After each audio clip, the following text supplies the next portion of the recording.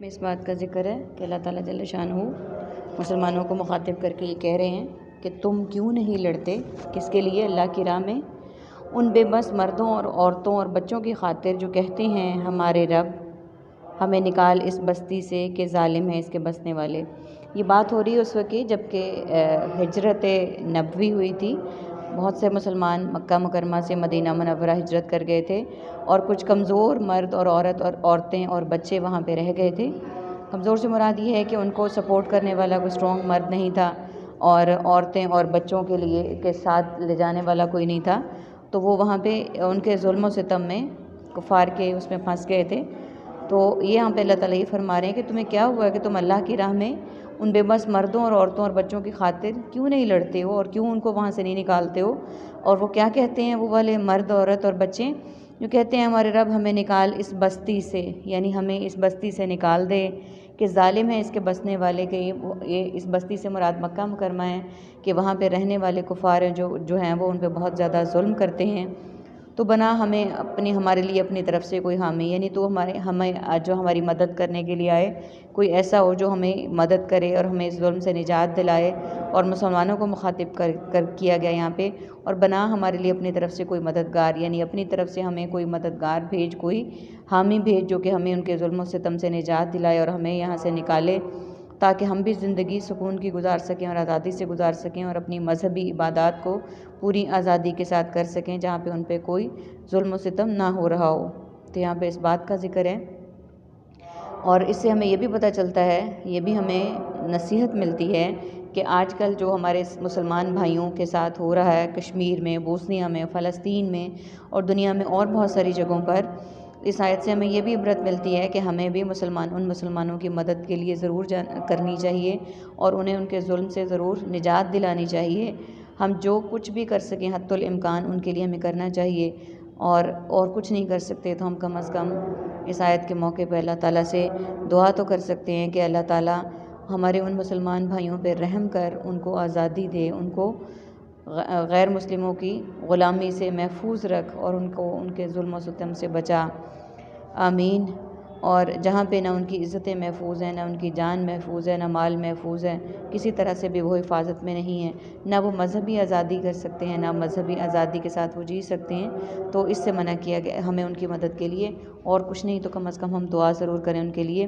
اور جو لوگ ایمان لائے، یعنی جو ایمان والے ان کی بات ہو رہی ہے، تو جنگ کرتے ہیں اللہ کی راہ میں، یعنی وہ اللہ کی راہ میں جنگ کرتے ہیں، لڑتے ہیں حق کے لیے، اور وہ جنگ کرتے ہیں طاغوت کی راہ میں، یعنی طاغوت غیر مسلم طاقت، شیطانی طاقت، غیر اللہ کی طاقت، یعنی جو اللہ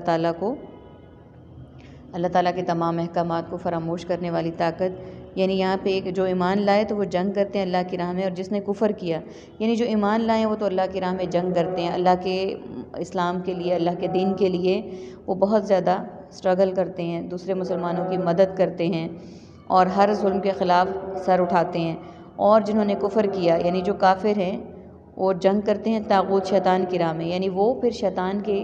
جو حامی ہیں، مددگار ہیں، وہ ان کے ساتھ ہیں، وہ ان کے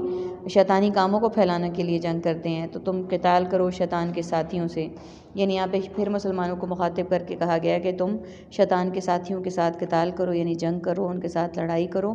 اور اللہ تعالیٰ کی راہ میں اسی طرح سے لڑائی اور یہ سارا کچھ کرتے رہو کہ تاکہ تم ان کے حامی و مددگار بن جاؤ۔ یہاں پہ اس بات کا ذکر ہے کہ وہ طاغوتی طاقتیں جو ہیں وہ ان سے محفوظ رہیں، ان کے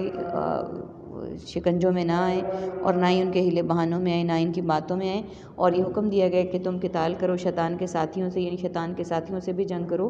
جو کہ اسلام کے حامی نہیں ہیں بلکہ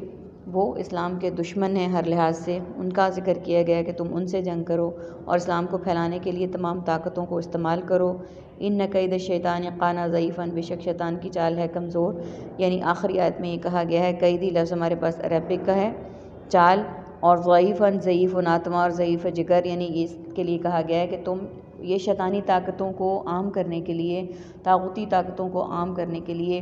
جتنا مرضی کچھ کر لیں، لیکن اللہ تعالیٰ نے اس کی شیطان کی چال کو کمزوری رکھا ہے. جن کے دلوں میں اسلام پکا ہو چکا ہے، پختہ ہو چکا ہے، وہ اسلام پر ہی جئیں گے، اسی پر مریں گے، اسی کی حفاظت کریں گے اور اسی کا نام لیں گے. شیطان جتنے مرضی شکنجے پھیلا لے، جتنے مرضی جال پھیلا لے، آخر کار وہ نیست و نابود ہوگا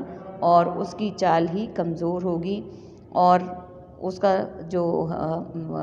ٹھکانہ ہے وہ دوزخ ہے. اللہ تعالیٰ سے دعا کرتے ہیں کہ اللہ تعالیٰ ہمیں طاغوتی طاقتوں کی مدد کرنے سے محفوظ رکھے، ہمارے دلوں میں ایمان کو پختہ اور راسخ کر دے